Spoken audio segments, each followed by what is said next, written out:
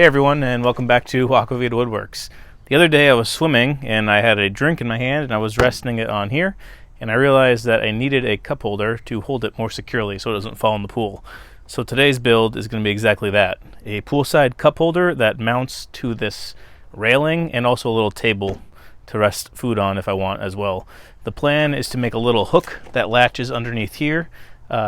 In order to do that, I drew up this railing and poolside in SketchUp, which I'll show here, and then I transferred that drawing into a DXF file and then into Carbide Create, which I can then carve on my Shapeoko. So let's see if it works out.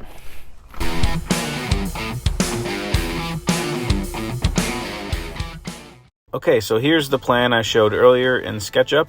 This is just a simple table that mounts to the railing using these two wooden hooks in the back, and the hooks are connected with a 1-inch dowel.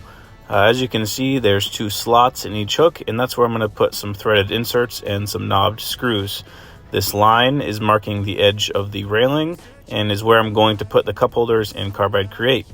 Once I have my design, I laid it all flat and transferred it over to Carbide Create. Unfortunately, the screen recording I took of designing the table and the cup holders, as well as the little guy floating in a pool raft, got deleted somehow, so I only have footage of me editing the hooks. But this is the shapes that were pulled in from SketchUp, and I just sized my workpiece so it fit without wasting too much wood, and then I assigned my toolpaths. The toolpaths I used is just using a 1/8 inch downcut bit, and those big holes will be pocketed out at 1/2 inch deep, and the slots will go all the way through the workpiece, and then a perimeter contour pass of the actual hooks themselves. This entire workpiece is 0.75 inch thick. Now that all the computer work is done, I can start making my actual table. This is a piece of 1-inch teak that is 16 inch by 11 1/4, and that is the exact size that I designed my table in SketchUp because I already had this piece on hand. So to start off, I'm going to sand up to 220 grit sandpaper and then apply a layer of ore mask over the top so I can carve and paint my man floating in a tube later on.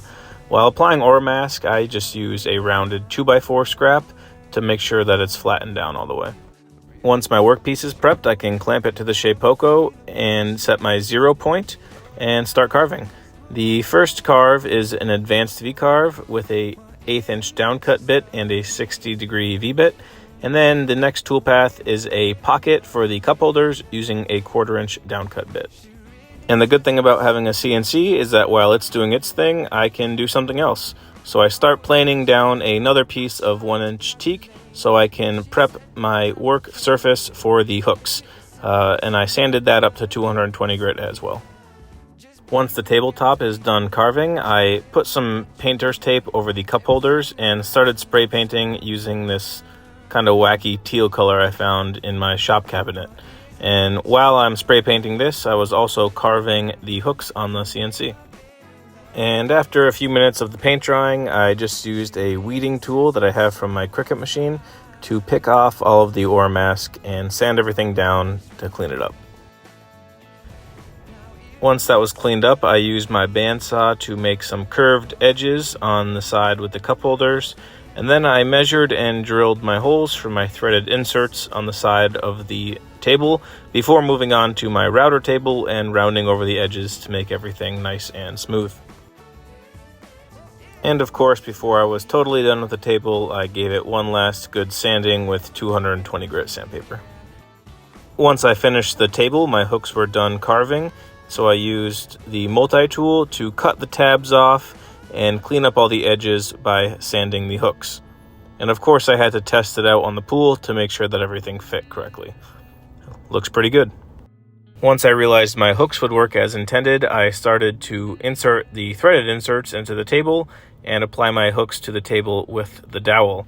It was at this point that I realized I made a mistake on one of the hooks because instead of carving mirror images of one another, I just carved two identical hooks. So I did need to use a Forstner bit to drill all the way through one of my dowel holes, which isn't that big of a deal. I just used the drill press and then shoved the dowel all the way through and flush cut it with a saw. Wasn't that big of a deal in the end, and it worked pretty good. Once I had everything assembled and before I went to apply my finish, I went and gave it a test run at the pool to make sure that it sat correctly on the railing. I think it's going to work pretty good. Pretty happy with it overall. Let's move on to finishing. I ended up using teak oil for this project, and before I used this, I thought about using spar urethane for the durability outdoors, but I realized that since this is going to be at my own pool, it's easy enough for me to apply another coat of teak oil once a year or however often it needs it. So yeah, I applied 2 coats of this teak oil to both the tabletop and the hooks with the dowel, and that about does it for this project. Alright, well here's the final result with my finish applied. I'm pretty happy with the results, and I like these cup holders since they can hold cans and wine glasses for my wife when she wants a nice glass of wine floating in the pool. So yeah, if you guys like the video, give it a thumbs up and don't forget to subscribe because it keeps me motivated to keep making videos.